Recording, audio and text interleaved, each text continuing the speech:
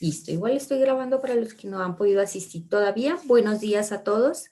El tema del día de hoy es entender cómo se manejan la otra parte, que es en las metodologías ágiles, la captura de requisitos.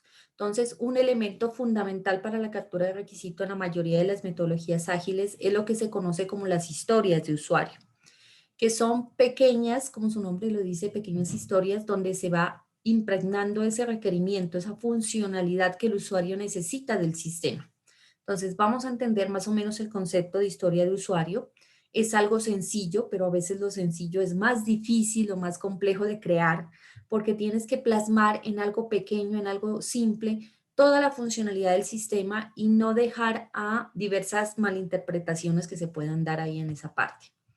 Entonces, ya habíamos empezado un poquito la clase pasada con esta parte al concepto de la historia de usuario, donde lo que busca es que más que se deje dentro de un documento detallado todo lo que es la funcionalidad que el sistema debería cumplir, lo que se requiere en una historia de usuario es que se invite a la conversación. Entonces se deja una especie como de tema en el cual se debe conversar entre el equipo de desarrollo y el cliente para poder obtener los detalles de la funcionalidad en el momento en el que se vaya a construir.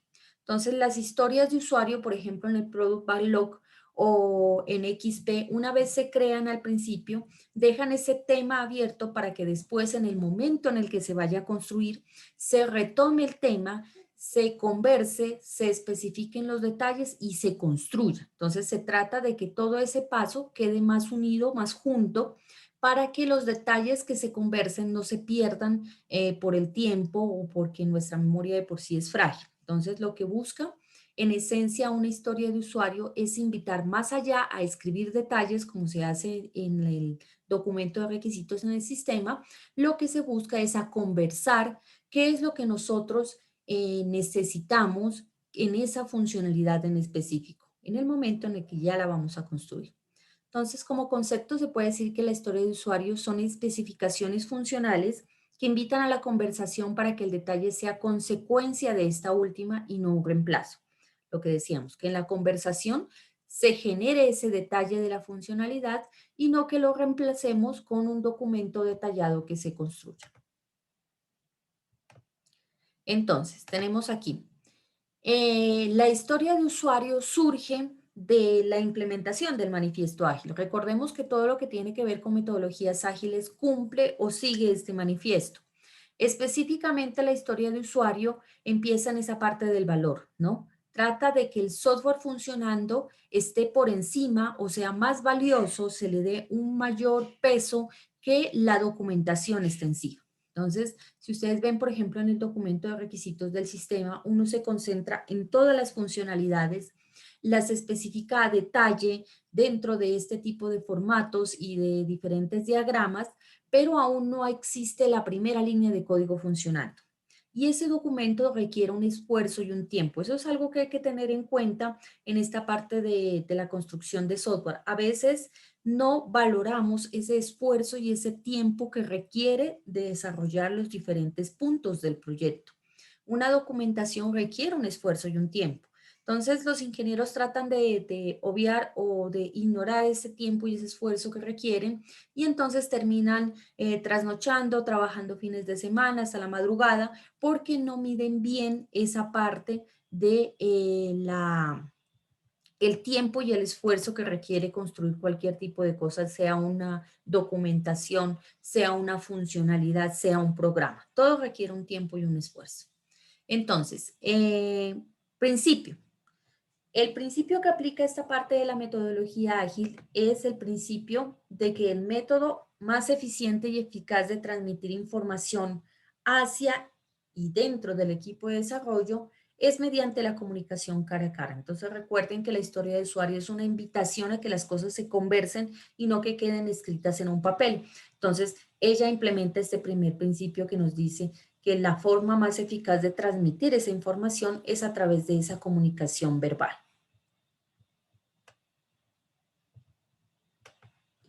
Buenos días, Entonces, profe. Buenos días, compañeros. buenos días. ¿Dónde, por qué y cómo? Entonces, ¿dónde surgieron las historias de usuarios? Si ustedes miran la metodología XP, las nombra específicamente, dice historias de usuario. Son utilizadas mucho también en Scrum, pero Scrum no nos limita en esa parte, entonces nos deja un poco más libres de si queremos hacerlo a través de las historias de usuario o utilizar otro tipo de metodología para capturar los requisitos. Pero las historias de usuario por excelencia se utilizan mucho en la parte de las metodologías ágiles. Donde no se utilizan, pues las tradicionales siempre tienden a ser un poco más exigentes en la parte de documentación. Entonces, ahí la historia de usuario no combina, no funciona porque la historia de usuario no entra a tanto detalle, no tiene tanta especificación, no es tan formal. Ya la vamos a ver, sigue ciertas reglas de su construcción, no es hacerla por hacerla, no es ir poniendo temas dentro de unos papelitos y tirarlos nomás en un tablero de trabajo, pero tienen siempre sus características, tiene su forma, tiene su redacción específica.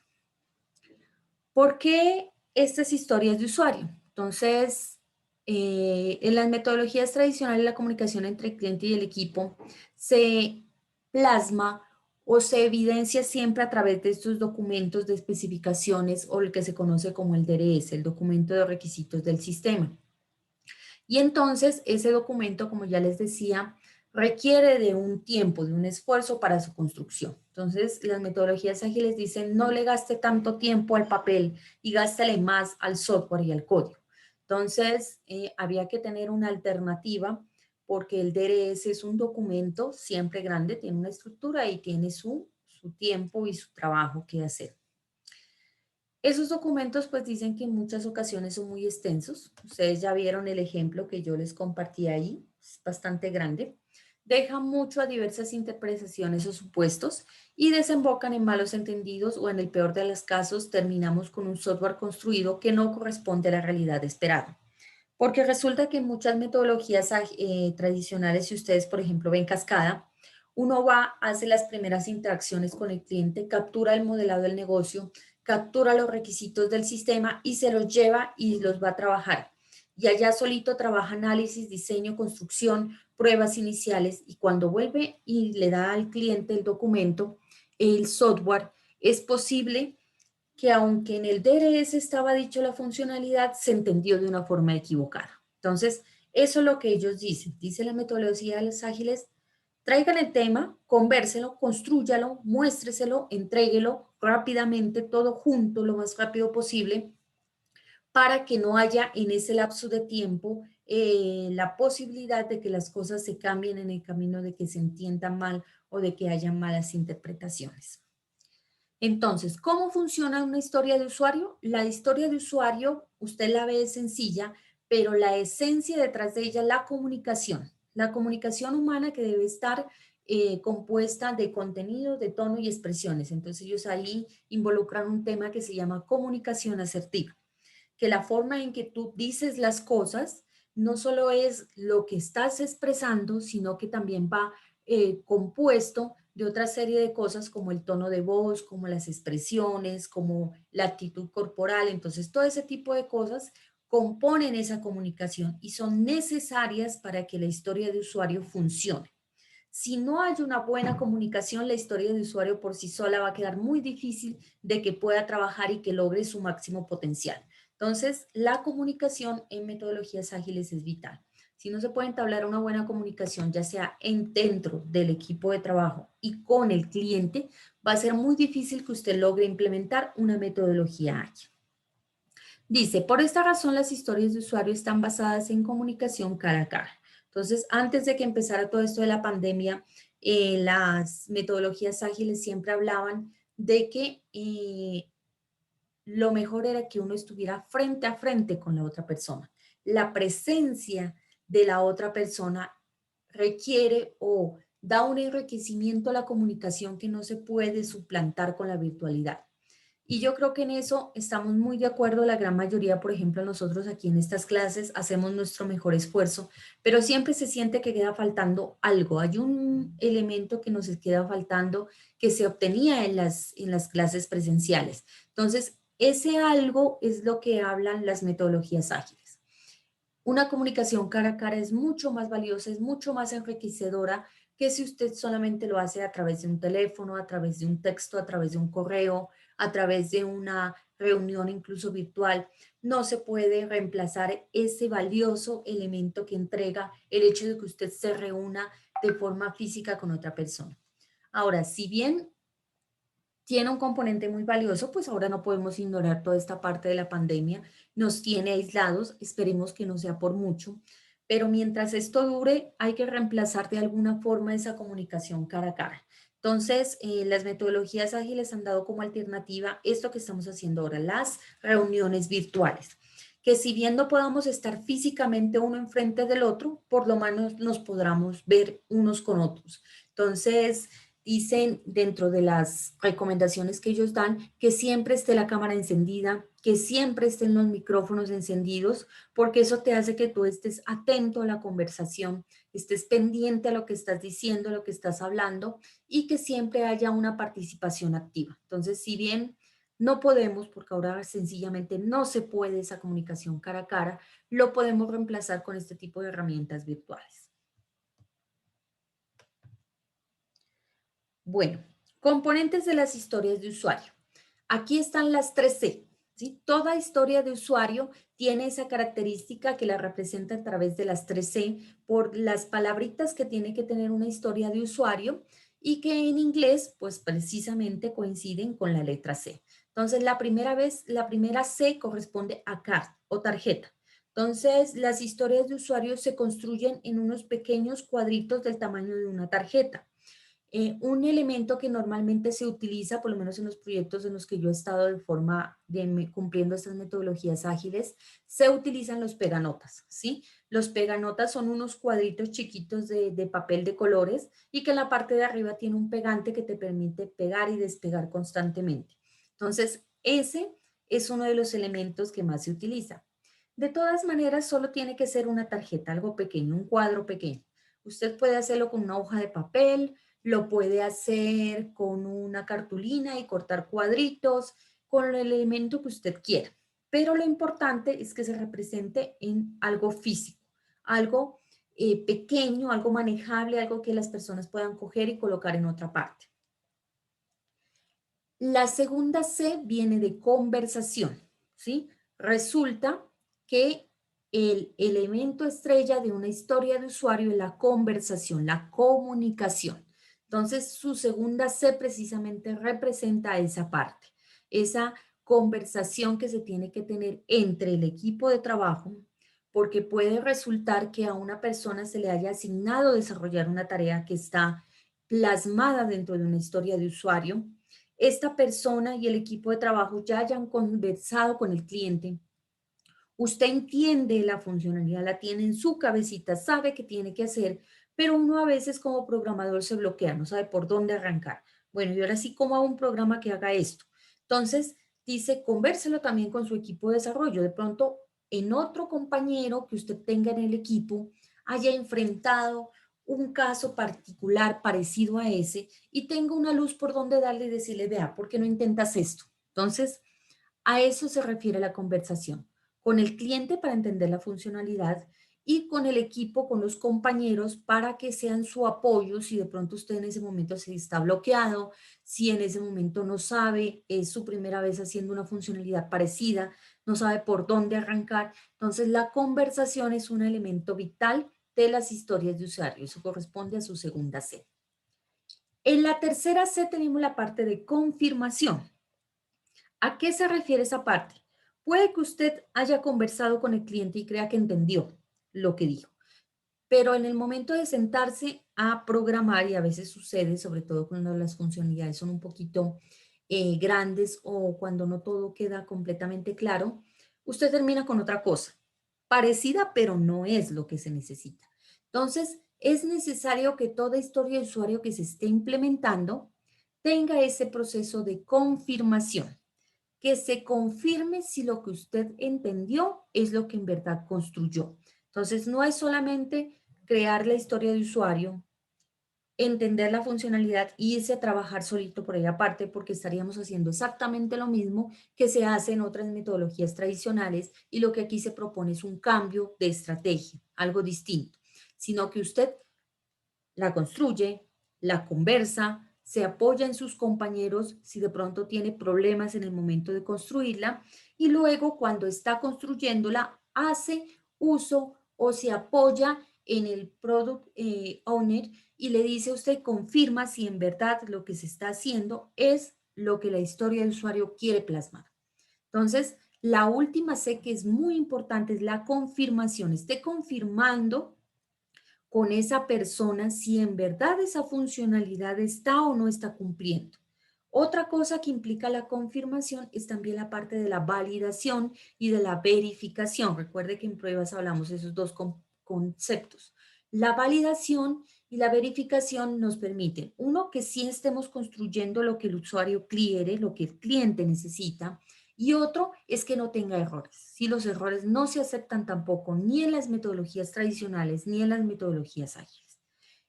Se nos pasan, claro que se nos pasan. Nosotros hemos visto casos muy famosos de software que están funcionando y fallan cuando supuestamente ya pasaron por ese proceso de validación y verificación. Si no, busquen, si es que ustedes no lograron vivir o no recuerdan, el famosísimo estreno de Bill Gates del Windows 95, cuando en plena función de entrega delante de mucha gente del medio y de la prensa y la comunicación, Windows falla en plena presentación, ¿sí? Entonces, llega a ocurrir, pero eso no significa que usted se eche a dormir y no haga procesos de prueba y de verificación. Hay que hacerlos, hay que tratar de que eso no pase, porque en el momento en el que usted se le pasa un errorcito al cliente, va más allá, sale ya del dominio, usted le dice al cliente, ya está listo, y llega y lo pone ya a funcionar y empieza a patinar, empieza a fallar, empiezan a salir errores, usted pierde algo sumamente valioso que tiene cualquier persona que venda algún producto y un servicio, y es la confianza del cliente. Entonces te empieza a perder esa confianza del cliente. Aparte de que te hace quedar completamente mal, ¿sí? Eso te hace quedar mal delante del cliente y delante de las otras personas, también pierdes su confianza. Y cuando pierdes la confianza con un cliente, no solo lo pierdes a él, sino que pierdes a todas esas personas con las cuales él pueda conversar y decir, no, vea, esa persona me hizo un sistema y yo lo puse a funcionar y él me dijo que eso estaba terminado, y cuando lo puse a correr eso salían errores por todo lado y me tocó estarlos llame y llame para que los acomode. Entonces, la confirmación es una parte muy importante de la historia de usuario. Y no solamente en las metodologías ágiles, en las tradicionales también hay que hacer ese proceso de verificación y validación. Bueno, entonces, como para complementar ahí la idea, recuerden, la primera C es tarjeta. Se escriben pequeñas tarjetas, también el tamaño se especifica para que usted no se vaya a entusiasmar escribiendo demasiado, deben ser algo simples, algo sencillas. Entonces, también el tamaño del papel te hace que tú te restrinjas o te limites con todo lo que quieres colocar a veces allí. No cumple con lo necesario, o sea, no se necesita demasiada información. Sencillamente, como les digo, es como colocar un tema en el tintero. Entonces, lo que hace la historia de usuario es dejar el tema plasmado para que después, cuando nosotros ya entremos a la parte de construir y de conversar esos temas, no se nos vaya a olvidar que el tema existía. Entonces, ese es en realidad el objetivo de la historia de usuario. La segunda C, conversación. Dice, se requiere una conversación con el product owner o con el cliente, si estamos hablando de otra metodología ágil. Una comunicación cara a cara, donde se intercambie no solo información, no solo contenido, sino también pensamientos, opiniones, sentimientos. Por ejemplo, en un correo electrónico usted envía algo a otra persona y esa persona entiende en esencia la información, ¿sí? La entiende perfectamente, pero se pierde de ese otro tipo de cosas, como por ejemplo la cara que pone cuando usted está diciendo las cosas, y a veces eso dice mucho. Si usted se pone nervioso, si usted está como inseguro, si está como indeciso, entonces toda esa información es la que se obtiene adicional cuando se hace un intercambio cara a cara, o en este caso, por lo menos a través de plataformas virtuales. La última C es confirmación. Necesario que se conozca claramente los criterios de aceptación, el concepto de hecho que hablan la mayoría de las metodologías tradicionales, no solo por el cliente, sino también por el equipo de desarrollo. Entonces, los dos tienen que hablar el mismo idioma, que los dos entiendan qué es el concepto de hecho de esa historia de usuario. Cuando usted dice, por ejemplo, si en una historia de usuario dice solamente dar acceso a los usuarios del sistema. Espérame, regáleme un minuto, porfa. Listo. Gracias ahí por ese minutico. Entonces, ese concepto de hecho es lo que se refiere a la confirmación, ¿no? Que entonces todos entendamos cuándo la funcionalidad termina, que si de pronto dice permitir el acceso a los usuarios del sistema, que lo que usted considere que esa funcionalidad es como hecha cuando ya está completamente terminado, sea lo mismo que el cliente considera como hecho, que tenga que tener una interfaz, que valide la parte de usuario y contraseña, que si el usuario no coincide, entonces que salga un mensaje y de pronto el cliente dice, no, pero yo quiero que cuando salga el mensaje de que el usuario no coincide, le permita agregar un nuevo usuario. ¿Sí? Y de pronto el equipo de desarrollo dice, no, solo que salga el mensaje que el usuario no coincide, termina la funcionalidad. Entonces, mire que ahí hay ciertas cositas alrededor de una funcionalidad que puede ser que para algunos es terminado y que para otros digan, no, eso ya no incluye en la funcionalidad. Entonces, ese concepto de hecho, lo que abarca decir que la funcionalidad está terminada, es lo que tiene que estar claro tanto para el dueño del producto como para el equipo de desarrollo. Puede haber conflicto, puede que para los dos sean cosas distintas, eso es completamente normal, pero lo que dicen las metodologías ágiles es que del conflicto surge la conversación y surge la evolución, o sea, una forma en la que todos se ven beneficiados con lo que se está construyendo. Entonces, las metodologías ágiles dicen no le huya a los conflictos, al contrario, enfréntenlos, convérsanlos y lleguen a un consenso, a un tipo de punto medio en el que todo el mundo quede, entre comillas, contento. A veces es muy difícil dejar a todo el mundo contento, pero que por lo menos acepte que es lo mejor que se puede lograr. Bueno, recuerden si tienen alguna duda, alguna pregunta, me la pueden decir en cualquier momento. Profe, Dígame. yo lo que siempre digo es esa comunicación con el usuario, o sea, esa comunicación así como la cataloga, esa comunicación no se puede tener. Eso siempre es que están muy ocupados, Sí. siempre sacan pretextos, o sea, que yo creo que esa parte de la comunicación, profe, esa no se logra. Sí, siempre es algo complicado esa parte. Yo creo que discúlpame, ¿ya tienes? Yo creo que ese es el principal inconveniente de las metodologías ágiles, ¿no? Encontrar esa otra contraparte, por lo menos una persona del cliente, porque por lo menos Scrum dice, no tiene que ser todas las personas del cliente. Con un hito que esté dispuesto a colaborarle y que traiga la información de los que están allá es suficiente, pero a veces encontraron cuando sea una sola persona que tenga la disponibilidad, como dices tú, el tiempo, porque como siempre he dicho, todo requiere tiempo y esfuerzo, ¿sí?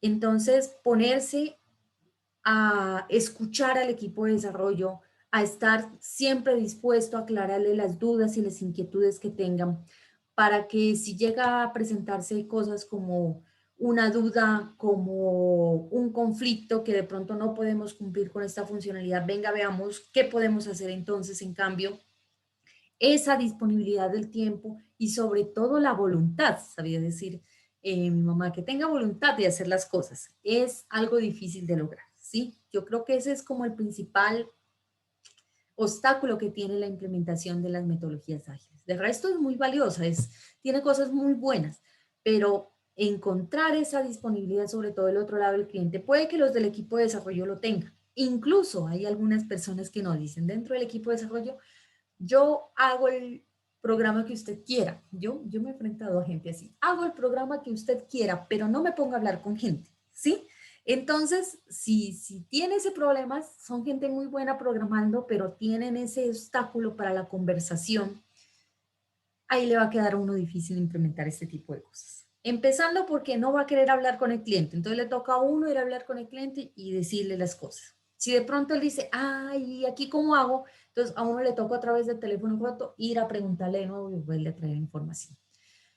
Otro problema es si él se enfrenta a alguna funcionalidad que no tiene, también son cerrados, no hablan con los compañeros porque no quieren parecer que no saben o que no pueden. Y entonces también solitos se dan una pizza de trasnochar porque no pueden hacer algo cuando alguno de los compañeros perfectamente le puede haber dicho, ve, yo hice eso en otro proyecto y se hace así, y le salen 5 minutos, pero también se da ese problema. Entonces sí, yo creo que esa parte de la comunicación es como el pero más grande que tiene la parte. Lograr la comunicación asertiva es bastante complicado. Profe, eh, ahora que usted toca ese tema de la comunicación dentro de esa materia, pues nosotros prácticamente estuvimos haciendo casi un ejercicio así parecido de recolección de información. Nos tocó pues o sea, hacer el ejercicio y eso ameritó de que primero que todo para entrevistar a la persona, primero que toca que, pues como estudiarla, ¿no? Saber qué tipo de persona es, si es callada, si es muy expresiva, mirar pues como los diferentes perfiles que manejaba, como para pues poder obtener información de esa persona, pues como su comportamiento. También tener pues como unas preguntas previas, o sea, realizar unas preguntas previas, las cuales se van a realizar. Luego de eso, también tener en cuenta de que cuando se esté realizando la entrevista, no sujetarse eh, directamente a las preguntas, sino que pues en medio de la conversación, primero que todo que sea una conversación como algo charladito, Sí. y segundo pues a medida de la conversación van surgiendo como otras preguntas y poder pues como ahondar en eso. Entonces tocó que hacer como ese ejercicio y pues desde mi punto de vista, pues yo pensaba que pues realizar una entrevista simplemente era ir y preguntar y no, pero pues todo eso tiene pues como Ciencia. su protocolo, toda su vaina. A veces uno mira las cosas sencillas, pero pues por debajo pues tienen sus formas, ¿no? Ujú. Pero es algo muy chévere. Eso, profe. Sí, muy bueno tu aporte. Sí, como dice, cuando se van a hacer ese tipo de reuniones que aquí las hemos nombrado, no son las tradicionales, sino también en las ágiles, reunión con el cliente, uno siempre tiene que llevar como algo preparado, ¿no? Más o menos qué va a buscar, ya como algo elaborado, un derrotero, pero no te puedes ceñir por completo a eso, porque, por ejemplo, si tú cambias, están conversando sobre un tema y truncas el tema y le cambias el otro porque esa era la pregunta que tú tenías en tu orden, puedes hacer que la otra persona se sienta como inhibida, como deje de darte esa información. Entonces hay que saber manejar esas reuniones, dejar que el cliente se inhibe, por ejemplo, por así decirlo, que él mismo te vaya contando las cosas y darle cuerda, por así, por de alguna forma expresarlo, para que él te siga contando, ¿sí? Cuando él está entusiasmado contándote algo, déjalo que le cuente de ese tema, pregúntele sobre ese tema, que así uno va entendiendo la información. Sí, las entrevistas, sobre todo con los clientes, no es como una entrevista de trabajo, que usted va todo asustado y solamente contesta estrictamente lo que le están preguntando y trata de dar el mínimo de información, sino que aquí tenemos que tratar de que al contrario, la otra persona, que es el cliente, nos entregue la mayor cantidad de información posible, que también nos toca a nosotros cuando accedemos o logramos que nos entreguen esa información. Después de todo eso, seleccionar lo que realmente nos sirve para el software y consignarlo. ya sea en historias de usuario, en documentos de requisitos del sistema. Entonces, todo eso tiene su ciencia, por así decirlo. Yo lo llamo de esa forma. Todo eso tiene su ciencia. Y no es lo mismo con todos, ¿sí? Con unos clientes funciona de una forma, excelente. Pero uno a veces va a tratar de aplicar lo mismo con otro cliente y con él no funciona. Entonces también depende de esos diferentes tipos de personalidades que tenemos los seres humanos. Lo lindo que es que no todos somos iguales, todos somos un universo completo, independiente uno con otro. Así sean hermanos, así sean gemelos, todos somos distintos de alguna forma. Entonces también hay que adaptarse a la forma de ser de esa otra persona para tratar de que nos entregue la mayor cantidad de información y que también nosotros entendamos lo que él nos está diciendo, ¿no? A veces la forma en la que se expresan las otras personas no coincide con la nuestra y entonces ahí también se empiezan a crear los malos entendidos. Siempre es complejo esa parte. Pero hay las recomendaciones que siempre lleven el tema, por lo menos unos temas, unos puntos que hay que abordar preparados previamente, porque cuando usted va y entonces solo así como para charlar y no propone tema también, la otra persona siente que le están haciendo perder el tiempo, que es lo que menos le gusta a la gente ahorita en la actualidad. Todo el mundo anda afanado, ¿sí? Todo el mundo anda como muy estresado y entonces si siente que le están haciendo perder el tiempo y que usted no preparó las cosas, también se bloquean y ya no te dicen nada y hasta se aburren de la reunión. Entonces hay que saber manejar las cosas. Siempre es algo complejo. Bueno, entonces, retomando aquí un poquito la teoría.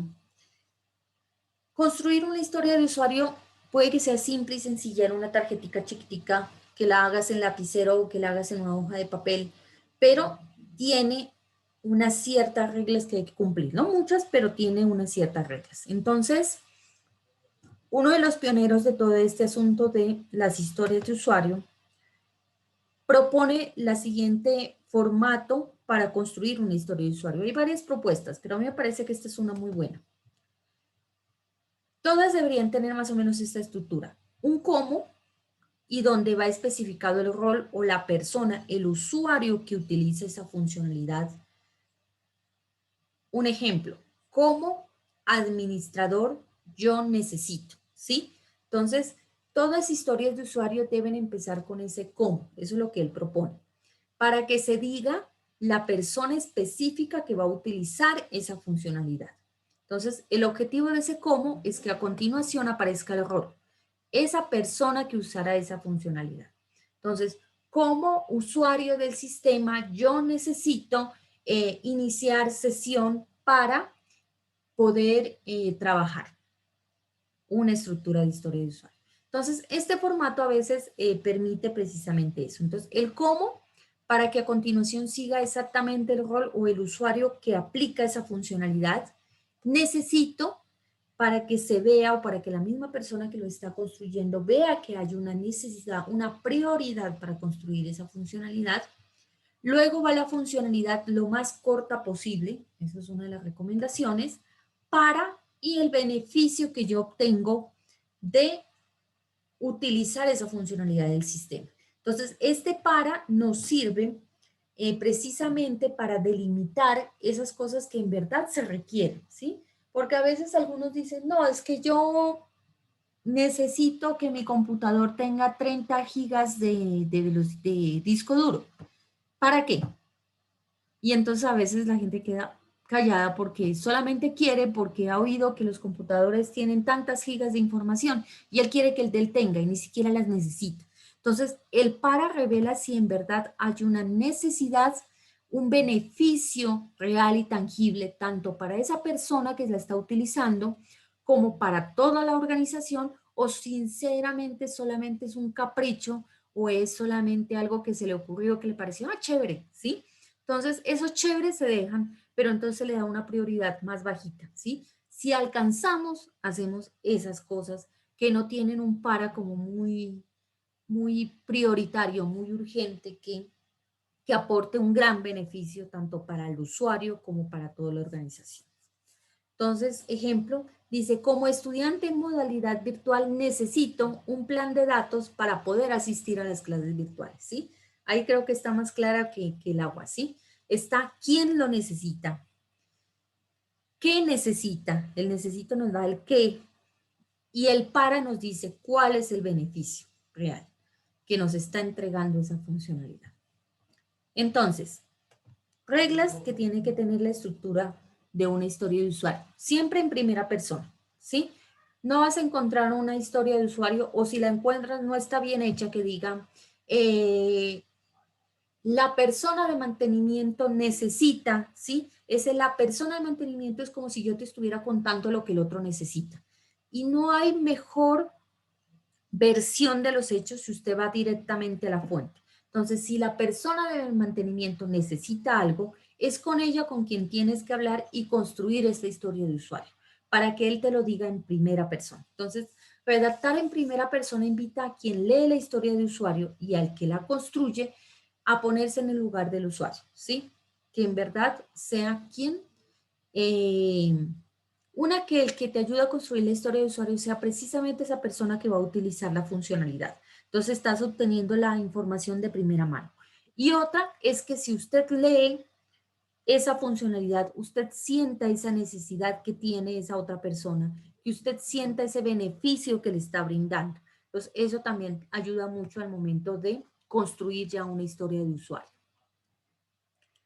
Priorización. Entonces, esta estructura también ayuda a que el dueño del producto y al grupo de desarrollo pueda darle una prioridad. Con este beneficio, yo puedo identificar cuáles son las historias de usuario más vitales, las más urgentes, las más necesarias, y cuáles son esas otras que podemos dejar al final, y cuáles son esas, si de pronto alcanzamos, las hacemos.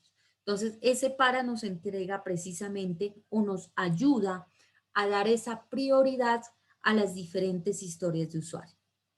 Bueno, aquí para recordar que el Product Backlog, que es el conjunto de todas las funcionalidades, usted al principio va y construye todas las funcionalidades, todas esas historias de usuario, es un conjunto de diferentes ítems que el Product Owner debe trabajar, comprender cada una de las funcionalidades, porque si ustedes miran dentro de las funciones que tiene el dueño del producto, es mantener ese Product Backlog siempre actualizado con las historias de usuario más necesarias, por así decirlo, que se necesitan y que las demás personas que van a construirlas entiendan cuál es el beneficio de cada una de esas funcionalidades, cuál es el valor que cada una de ellas aporta.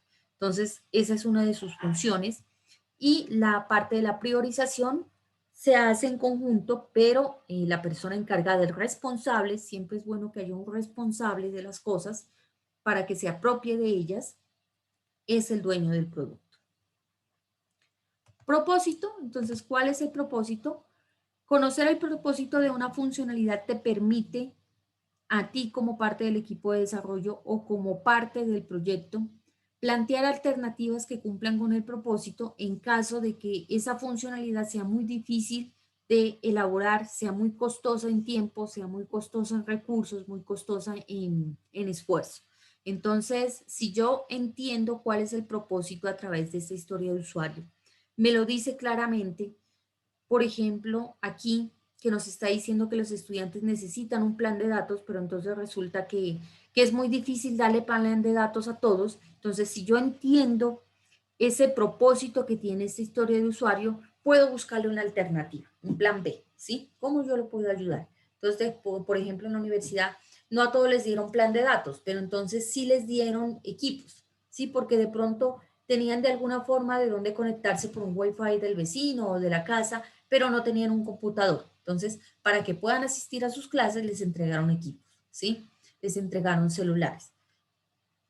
Eso es lo que te permite, si la historia de usuario es clara, te deja ver el propósito. Entonces, si yo no puedo cumplir con esto, ¿cómo yo puedo darle una alternativa?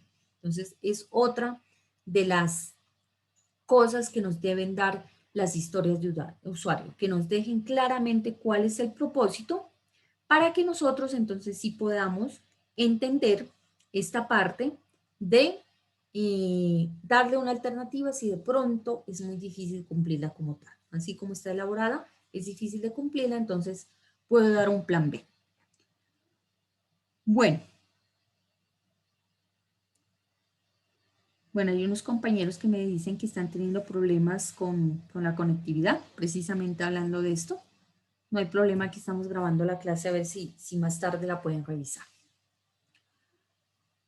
Y así es, mire que es cortica. Mire este ejemplo que tenemos nosotros aquí. Es súper cortica, ¿sí? Súper pequeñita, y así son las historias de usuarios. Son pequeñitas, no son un tratado en cada una de ellas porque ya estaremos cayendo en otra cosa. Bueno, hablamos de los componentes de una historia de usuario que son las 3C, tarjeta, conversación y confirmación. Hablamos de cómo se construye. Este es un modelo que propone Mike. Hay otros modelos que existen, a mí me parece que es muy bueno. Y hay otros que son las características que tiene que cumplir toda historia de usuario. Entonces, esa se conoce como index. Cada una de las letricas da una característica que tiene que tener la historia de usuario. Vamos a verlas ahorita cuáles son. Entonces, toda historia de usuario cumple con 6 características. Esas 6 características se las coloco aquí en esta palabrita y cada una de esas letricas nos da una característica. La I, que es la primera, nos dice que toda historia de usuario debe ser independiente, ¿sí? Viene de la palabra en inglés que nos dice que deben ser independientes. Hacer que algo sea independiente de otra cosa es difícil a veces. Porque recuerden que un sistema es una unidad que al final trabajará en conjunto y desglosar cada una de esas funcionalidades de forma que no tenga que depender de otra es complicado, pero es algo que se debe lograr en cada una de las historias de usuario. Cada una de ellas debe ser independiente, que usted la pueda construir como un todo completamente aislado de lo demás, ¿sí? Para que al final usted en un sprint pueda cumplir con esa funcionalidad, ponerla a funcionar, que el cliente la utilice, sin depender con lo que aún todavía no he hecho. Entonces, una característica muy valiosa. Debe ser independiente de cualquier otra historia de usuario que se realice en conjunto. Incluso esas historias de usuario que a veces son parecidas, ella debe ser independiente, para que se pueda planificar y desarrollar en cualquier orden de las demás. Ahí está la primera característica, que es bien interesante de lograr.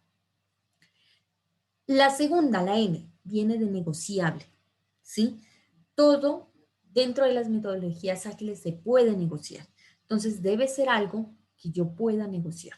Entonces, recuerden que aquí se sobrepone la colaboración con el cliente. Siempre estamos tratando de que las cosas salgan o surjan de la mejor manera para que todos nos veamos beneficiados y no tanto sobre un contrato que a veces se le da prioridad en otro tipo de metodologías. Entonces, toda historia de usuario debe tener cierta flexibilidad de poderla negociar con el cliente. Debe haber un punto, ¿no? Un punto de no retorno donde las cosas ya se digan así quedan, porque si las dejamos de negociables y siempre están cambiando, pues nunca las vamos a poder hacer.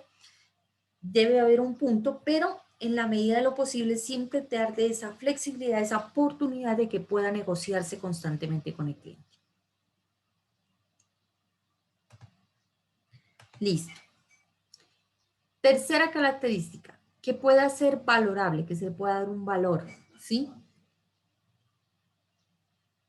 Dar un valor es complicado, ¿no? A veces hay cosas, por ejemplo, decimos, hay muchas cosas.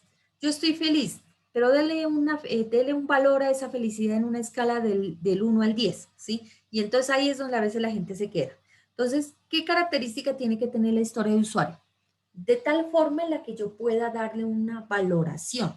Las valoraciones nos permiten posteriormente, en la parte de pruebas y de verificación, determinar qué tanto se pudo cumplirla. Por ejemplo, en la historia de usuario que hablábamos como estudiante virtual, necesito un plan de datos para poder acceder a las clases. Ahí esa historia puede ser valorable porque yo puedo decir, del universo de estudiantes de la universidad, que son cerca de 10,000, ¿cuántos tienen la posibilidad de conectarse? Y después de implementar con esta historia de usuario, ¿cuántos volvieron a tener? Cumplí con el 100%, cumplí con el 80%, cumplí con el 90%. Entonces, es una historia valorable, una historia a la cual se le puede dar un orden, se le puede dar un valor, se le puede dar una forma de verificarla. Otra parte que tiene la parte de valorable es también que yo también le pueda dar una prioridad, ¿sí? Que sea algo en lo cual yo puedo decir si es importante o no es importante. Que no quede como en la laguna. Entonces, esa característica de valorable también es compleja, ¿no? Hay otra parte que también podemos entender, es que los requisitos no funcionales están aquí en conjunto. Entonces, si nosotros vemos el documento de requisitos del sistema, él los diferencia claramente. ¿Cuáles son de información, cuáles son funcionales y cuáles son no funcionales? Aquí, usted coloca todo junto en una historia de usuario. Y un requisito funcional puede hacer parte del product backlog como tal y puede dársele un valor. Tiene que ser capaz de dársele un valor. Entonces, si usted necesita, por ejemplo, que la interfaz sea sencilla, que lo veíamos en el ejemplo del DRF, entonces, del DRS. Entonces, hay que decirle a qué se refiere con sencillo. Que en una sola interfaz de usuario, en una sola ventana, no haya más de 5 funcionalidades unidas. Ah, listo, ahí está. Que no haya una satura de más de 20 botones en conjunto en toda la interfaz. Valorable. Entonces, todo ese tipo de cosas son la que entonces compone a la parte de valoración. Entonces, toda historia de usuario debe ser valorable. Dice, antes de construir una historia de usuario, si es difícil de verificar o los criterios de aceptación son muy complejos, demostrar una evidencia de que sí se está cumpliendo, no es suficientemente clara o es porque algo pasó allí, se requiere de más conversación, se requiere de que la historia de usuario se trabaje en conjunto con el cliente, de ser necesario se divide. Hay casos que las historias no se pueden valorar es porque son muy grandes, entonces son difíciles de dimensionar, entonces hay que dividirlas. Entonces, si usted no puede darle valor a una historia de usuario, es una evidencia de que algo falta allí, de que aún necesita trabajo antes de considerarla como una historia de usuario terminada.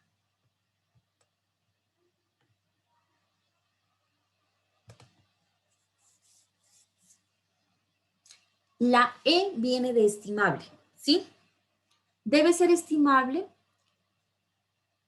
Si no se puede es porque se están presentando 3 casos. Estimable es darle un peso, tanto decirle a nosotros cuánto tiempo nos va a costar cumplir con la funcionalidad, cuántos recursos necesitamos, cuánto esfuerzo nos requiere. Entonces, la estimación va compuesta de esas 3 cosas: tiempo, recursos y esfuerzo.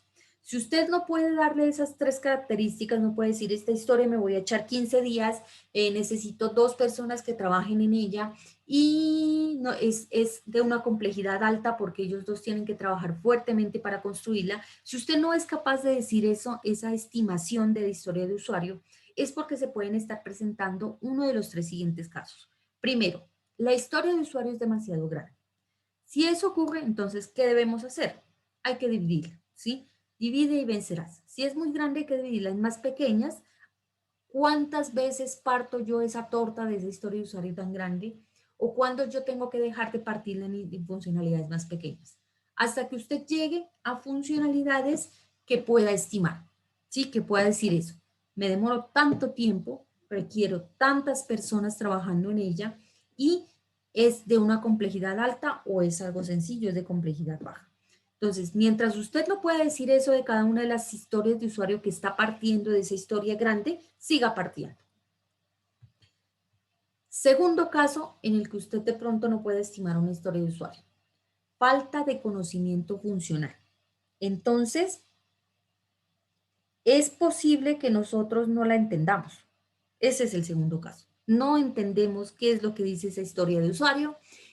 Hablamos con el cliente, la nombramos, la dejamos en el papel, pero cuando ya nos sentamos nosotros a estimarla, a decirle cuánto tiempo y cuánto esfuerzo y cuántas personas se requieren para construirla, no la estamos entendiendo muy bien. Entonces, ¿qué se hace en este caso? Hay que llamar al dueño del producto. Hay que conversar la historia de usuario, hay que entenderla, hay que especificar los detalles. Y eso ya no es que se dejen dentro de un formato como se hace en el DRS, sino que sencillamente se habla, ¿sí? Que la persona que lo va a construir entienda, eso es lo que se necesita, más que suficiente. Tercer caso en el que una historia de usuario usted no la pueda estimar. Le falta conocimiento técnico, ¿sí? Es posible que diga, digamos, una funcionalidad, se necesita que en la portería de la empresa haya un detector de huella y que solamente los empleados puedan pasar. Quedó la funcionalidad en una historia de usuario. Entonces yo, como empleado de la empresa, necesito ingresar a la empresa a través de mi huella para que haya seguridad y que solo las personas que están dentro de la empresa puedan ingresar. Listo, quedó la historia de usuario. Pero cuando uno la va a estimar, yo no tengo ni idea cómo se hace eso en los detectores de huella. ¿Qué elemento físico, qué elemento electrónico tengo que adquirir? ¿Cuáles son los que se venden en el mercado? ¿Cuánto será que cuesta eso? Porque si bien nosotros vamos a construir el software debajo de eso, voy a necesitar comprar ese hardware, entonces no puedo estimarlo. Hay una falta de conocimiento técnico. Entonces, ¿qué debo hacer en ese caso? Si el equipo de desarrollo no posee ese conocimiento técnico necesario para desarrollar esa historia de usuario, para estimarla, lo que hay que hacer es dividirla en dos. Se crean dos historias de usuario.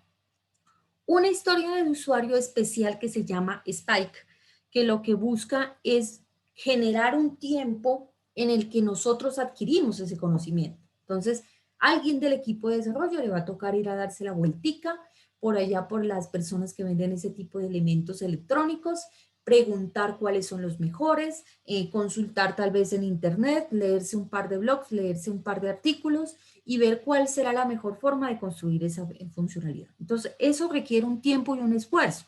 Y para ese tiempo y esfuerzo se crea esa historia de usuario que se llama Spike. Entonces, ahí dice, adquirir, yo como parte del equipo de desarrollo necesito adquirir el conocimiento sobre detectores de huella para construir la funcionalidad tal, ¿sí? Entonces, se crea una nueva historia de usuario. Como es una historia de usuario que pertenece al Product Backlog, significa que estará contada como una funcionalidad del sistema, significa que tiene o entra a cubrir una parte del tiempo en el cronograma, del esfuerzo y de todo lo que nosotros estamos estimando dentro del todo. Y la otra que se deja, porque dice que se parte en dos, uno es el spike, ese tiempo para adquirir el conocimiento, y la otra ya es la funcionalidad como tal, ¿sí? Entonces, están las dos. Seguramente usted deja el spike en una interacción, en un sprint, y la otra la deja para el siguiente. Cuando usted ya haya adquirido ese conocimiento, entonces ya puede afrontar la otra historia de usuario de la funcionalidad. Listo. ¿Tienen alguna duda, alguna pregunta de ahí de lo que vamos hablando, de estas características de las historias de usuario? Yo, profe, no. Aunque a mí lo que me gusta es cuando colocar las cosas en práctica y es que ya las atiendo bien, y es que ya las puedo hacer, porque de lo contrario, no, profe. Es difícil. Ujú. Sí, es mejor cuando ya estamos haciendo el pastel, es que ya entendemos y ya surgen las dudas. Mientras tanto, con la receta nomás a veces es como complicado. Bueno, listo. ¿De dónde viene la S? La S viene de la palabra small, o sea, significa que tiene que ser pequeña. No solo en tamaño físico, sino también ¿en qué se puede decir? En peso. Peso es una de las cosas. Cuando uno clasifica las funcionalidades del sistema, hay unas que uno dice son pesadas. ¿Cuáles son esas pesadas? Son esas complejas, esas que uno siente que es como un hoyo negro donde va a entrar y se va a quedar perdido un buen rato porque usted no tiene ni idea cómo lo va a hacer. Entonces, esas pesadas hay que partirlas. Usted tiene que quedarse con cosas pequeñas, cosas que usted diga, acceder a la base de datos. Eso es algo pequeño, yo puede que esta sea una nueva base de datos, que yo siempre haya trabajado con MySQL y con Postgres, y que ahora me voy a conectar con una Postgres, o que me voy a conectar con una Oracle, ¿sí? Que ya tiene su ciencia un poquito distinta, pero es algo pequeño, ¿sí? Es algo que el equipo de desarrollo pueda estimar. En algunos equipos puede decir que la historia de usuario es pequeña, ¿sí? Para otros equipos puede decir que esa misma historia de usuario es difícil. Entonces, ¿de qué depende ese tamaño, ese small? Depende mucho también de la experiencia que tiene el equipo de trabajo, de su conocimiento. Entonces, para algunos equipos de trabajo, una funcionalidad para ellos es algo pequeño, algo fácil porque ya lo han hecho muchas veces, ya saben cómo se hace, eso lo cogen y en un ratico lo elaboran y lo sacan. Y para otros, como es la primera vez que lo van a hacer, pues es algo nuevo, un mundo nuevo, es algo difícil, es algo más pesado. Entonces, se considera pequeña si es algo que se puede tomar una sola persona para realizar y que le tome como mucho 2 semanas, ¿sí? Si cumple con esas dos cosas, es algo pequeño. Si no, ya estamos hablando de algo mediano o de algo más grande. La descripción también tiene que ser pequeña, entonces, como les digo, también es el tamaño. La tarjetica debe ser chiquita, lo que usted escriba en ella debe ser pequeño. Si alguna vez en algún grupo sí me entregaron las tarjeticas en los peganotas, pero habían escrito con una letra chiquita y habían hecho todo un resumen ahí metido, no. Debe ser también la descripción pequeña. Por eso se utilizan las tarjetas para limitar un poquito el tamaño y también lo que uno alcanza a escribir allí en esa parte. Eso por la parte de la S. La última, la T. La T viene de la palabra en inglés que no significa que se pueda probar la historia del usuario, porque es que hay cosas que uno no puede probar que las hizo. Entonces, si usted tiene una de esas cosas que no puede probarlas, pues usted está teniendo problemas porque no definió bien esa historia de usuario. Debe ser algo que usted pueda probar, que no tenga errores y también que pueda verificar que sí cumple con lo que el usuario está esperando de ello. Entonces, si no se puede probar, es muy complicado. Usted no tiene una historia de usuario que cumpla con esta última característica que es prueba. Entonces, una historia de usuario le debe permitir al dueño del producto, miren, no estamos hablando del equipo de desarrollo, él tiene que permitir al usuario, al cliente, probarla, ver que en verdad esté bien hecha y que pueda verificar si cumple con lo que él quiere. Entonces, no estamos hablando de que nosotros lo podamos probar, estamos hablando de que el cliente sea capaz de probar. Entonces, que sea una historia de usuario que la otra persona que lo va a utilizar, ese rol que aparece ahí en la historia, sea capaz de probar. Se recomienda que deje bien claro lo que se conoce como criterios de aceptación o el concepto de hecho, que eso esté bien clarito, tanto para el cliente como para el equipo de desarrollo. Porque cuando se llega ahí en la parte de las pruebas es que muchas veces salen los problemas y salen las peleas, porque resulta que el equipo de desarrollo pensó que era una cosa, el cliente pensó que era otra, y lo que tienen no combina, o sea, no corresponde. Entonces, es muy importante para que una historia de usuario cumpla con esta parte, que esas cosas estén bien claras para las dos entes importantes de todo proyecto de software, el cliente y el equipo de desarrollo. Los dos deben tener bien clarito cuál es el criterio de aceptación y debe coincidir. Donde no coincide es un problema grave. Si es difícil de verificar o los criterios de aceptación son muy complejos, es una evidencia de que la historia de usuario no es lo suficientemente clara y que se requiere de una conversación. Entonces, si usted no tiene claro los criterios de aceptación, el cliente no los tiene claros, siéntese y converse antes de construirlo, porque si no después se va a ver en un problema más grave, más costoso de solucionar. Bueno, entonces esas son las 6 características que debería tener toda historia de usuario. Entonces están unidas en esa palabra. Index se utiliza mucho para referirse a las historias de usuario para decir que tiene todo ese tipo de cosas.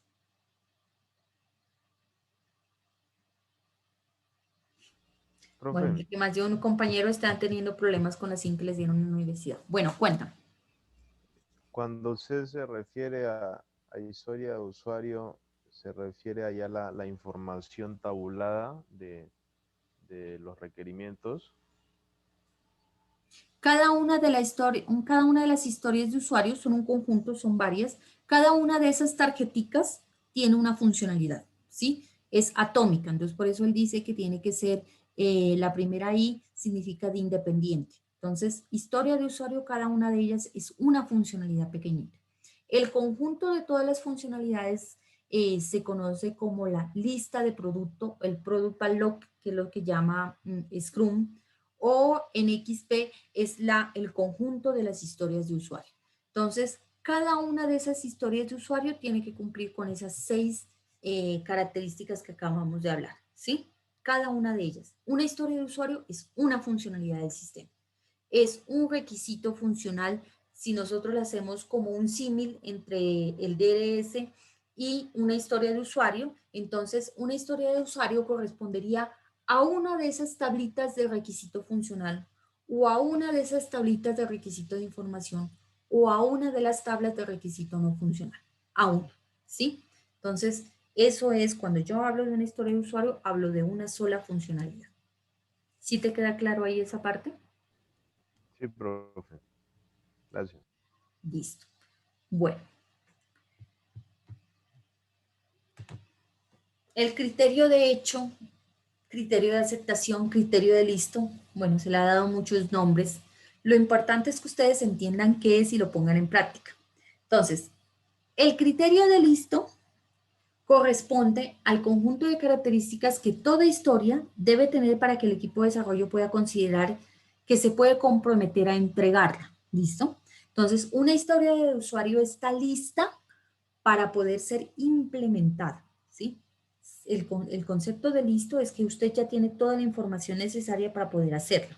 Significa que usted ya le entendió al cliente qué es lo que quiere. En otras palabras, eso, ya entendió qué es lo que quiere el cliente, tiene el conocimiento técnico para construirlo, ¿sí? Yo manejo el lenguaje de programación donde lo voy a hacer, manejo los elementos que necesito, sean lógicos, tecnológicos o físicos, para poder construirla. Ya los manejo. Y como tercero, usted ya sabe, usted ya la estimó en tiempo, en esfuerzo, en recursos, todo lo demás. Ya está lista. Entonces, cuando usted considere que como equipo de desarrollo ya tiene todo lo necesario para construir una historia de usuario, usted dice que la historia de usuario está lista, ¿sí? ¿Qué es diferente a hecho? ¿Sí? Cuando usted dice que una historia está hecha, es cuando usted ya la terminó. Cuando ya existe, cuando ya es un software que usted le da play y funciona, ¿sí? Eso es hecho. Entonces, hay que tener bien en claro esas dos diferencias.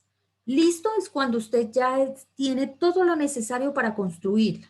Significa que esa historia de usuario cumple con esas 6 características que acabamos de nombrar. Ya es una historia de usuario index. Tiene todas esas.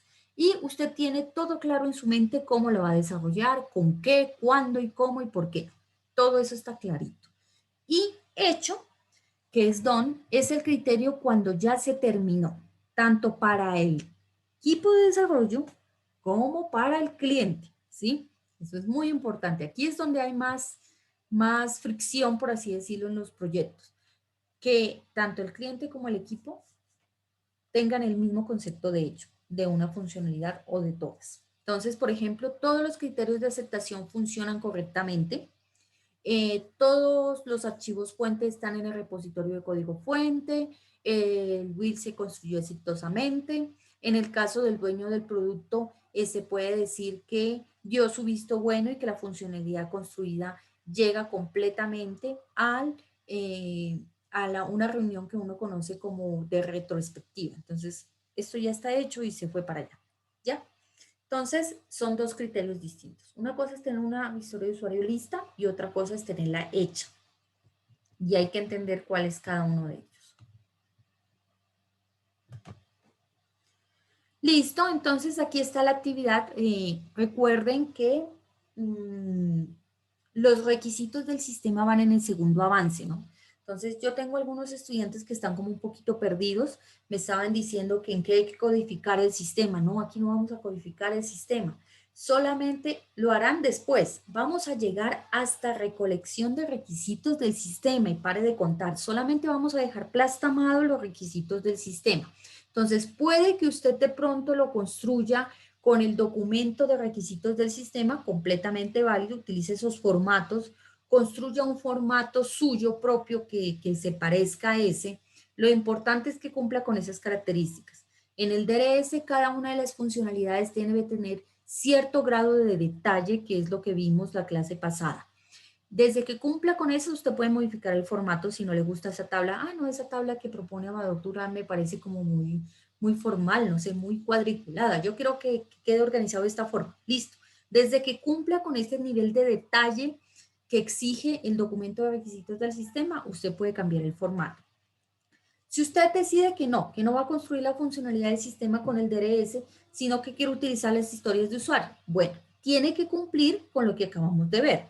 Tiene que cumplir con las características INVEX y tiene que cumplir con las 3C, que estén construidas en tarjeticas CAD, que tengan o que permitan la conversación y que nosotras podamos tener una confirmación de esa historia de usuario. Entonces, o lo uno o lo otro. Tampoco se me vayan a confundir aquí. No tienen que hacer las dos cosas.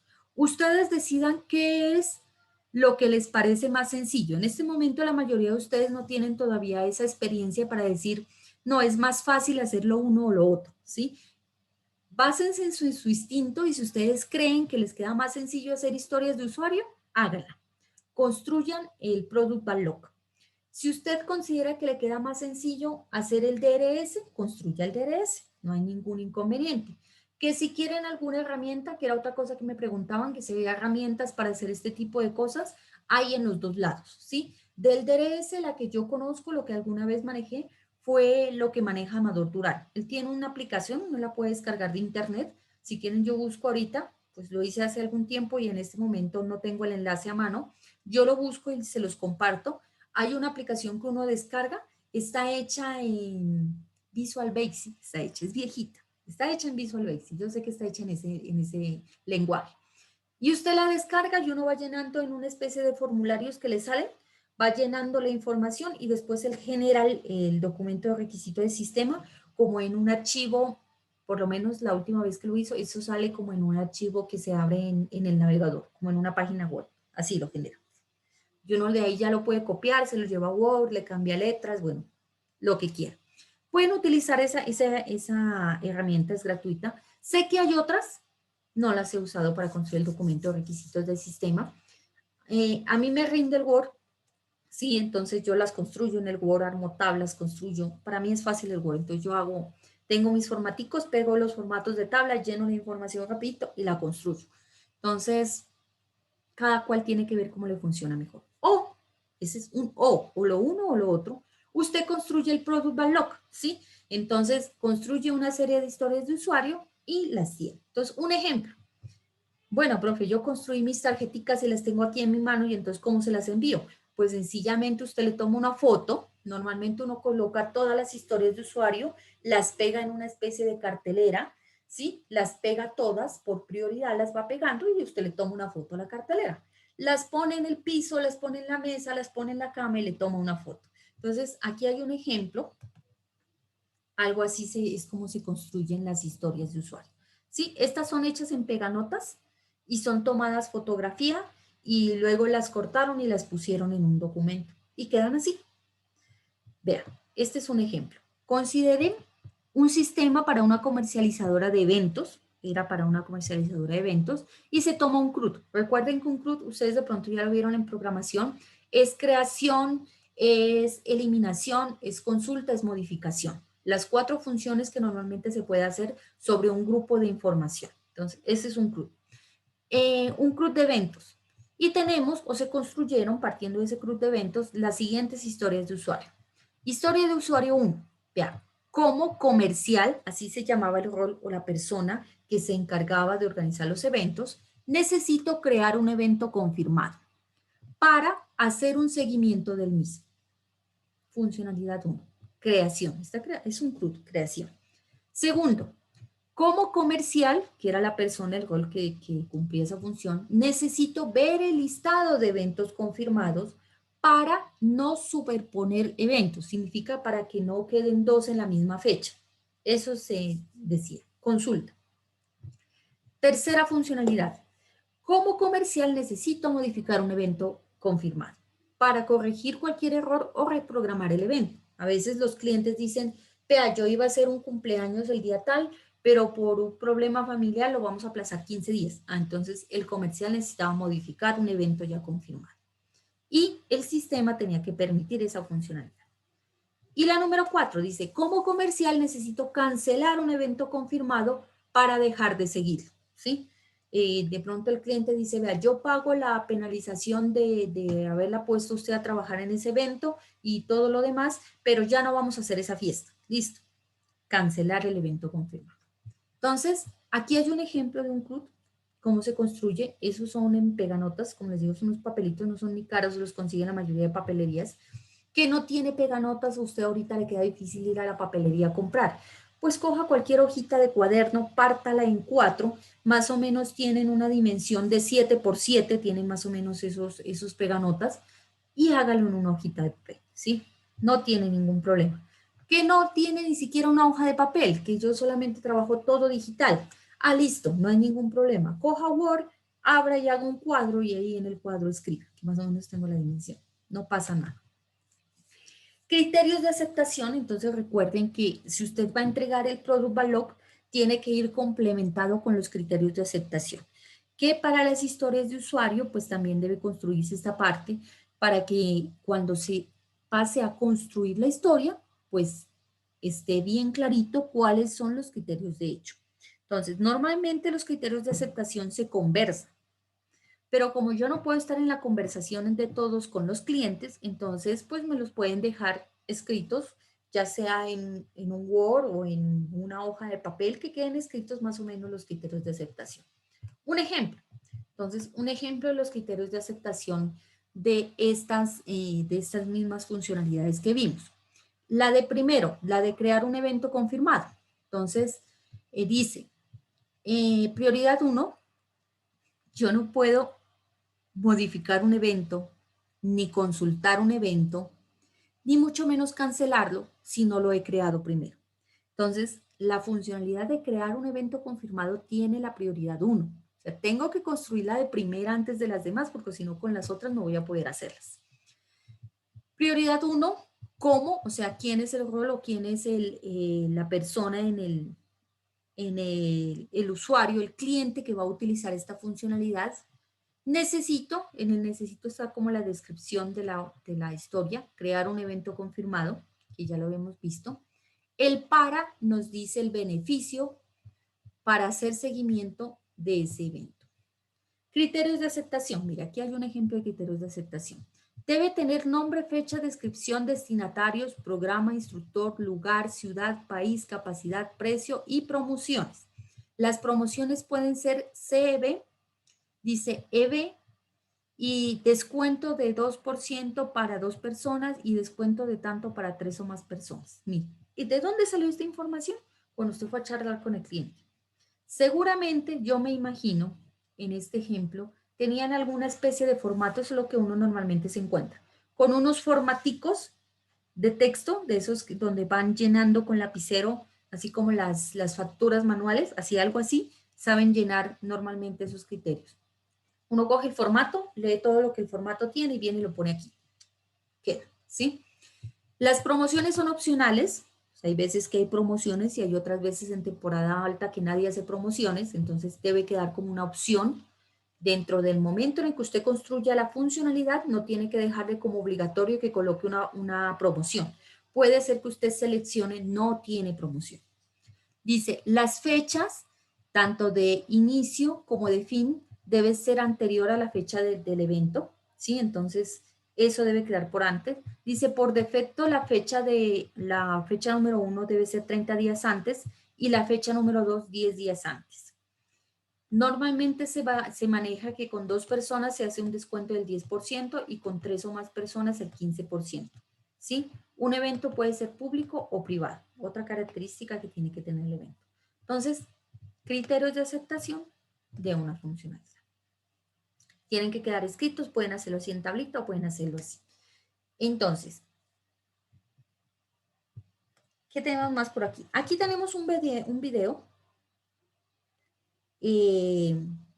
Yo ahí les dejo el enlace para que ustedes lo miren, que más o menos explica de una forma muy sencilla toda esta parte de las historias de usuario. Entonces ustedes pueden complementar ahí la idea. Si se van a ir por este lado, van a construir historias de usuario, les recomiendo que vean el video que les da como un ejemplo y ustedes pueden ver más o menos qué tienen que tener.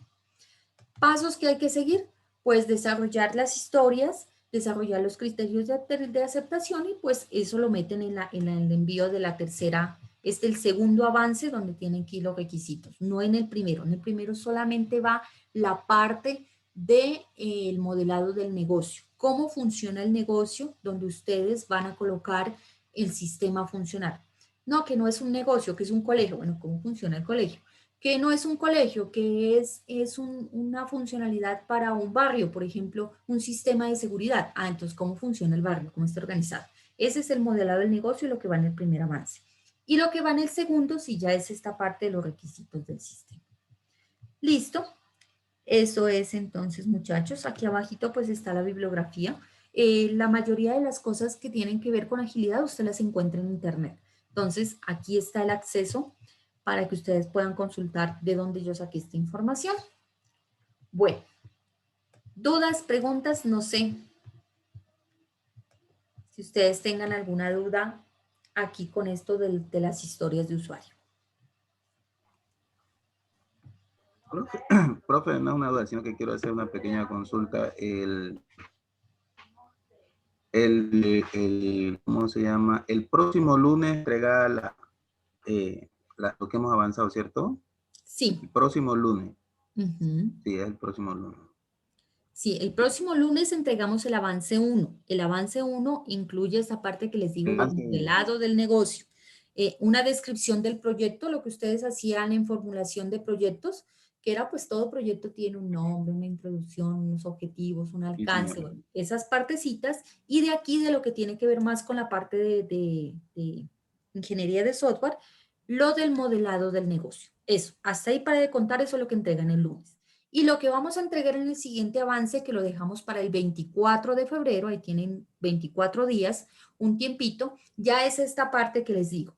Entregan lo que ya entregaron en el avance 1, pues no hay que perder el hilo. Si usted ve que a la hora de construir los documentos de requisito del sistema se dio cuenta que un objetivo estaba como chueco, le faltaba algo, pues lo acomoda. Entonces, por eso hay que volver a entregar todo. Si todo quedó igual, solamente lo copia y lo pega.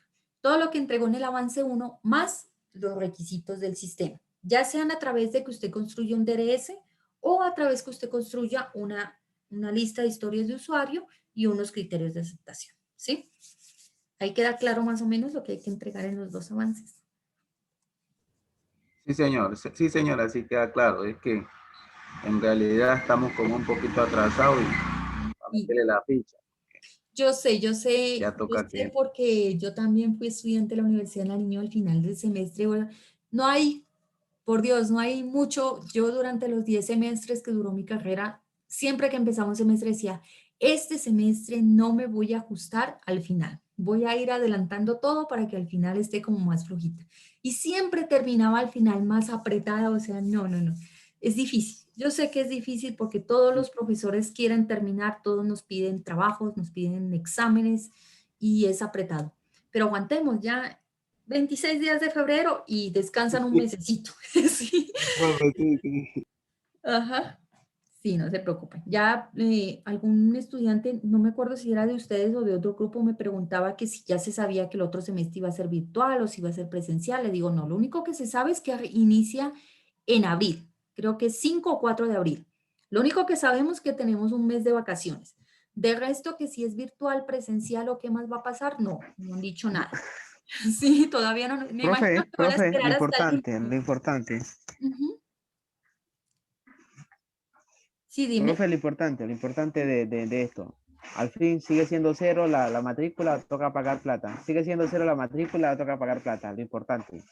Pues según tengo entendido, la universidad aún estaba como recelosa con decir nada porque Si la el mat- gobierno lo había desembolsado. O sea, recuerden que la universidad aporta con una cierta cantidad de dinero, es bastante dinero, y el gobierno, la gobernación aporta con otro poco.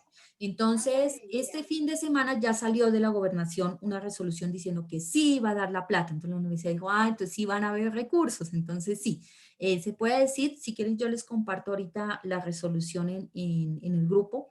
Ya hay una voluntad, ya sí, por profe. escrito, ya está por escrito que se iban a dar la plata, entonces hay una alta probabilidad de que la matrícula sea cero, ¿sí? Eso por una parte buena.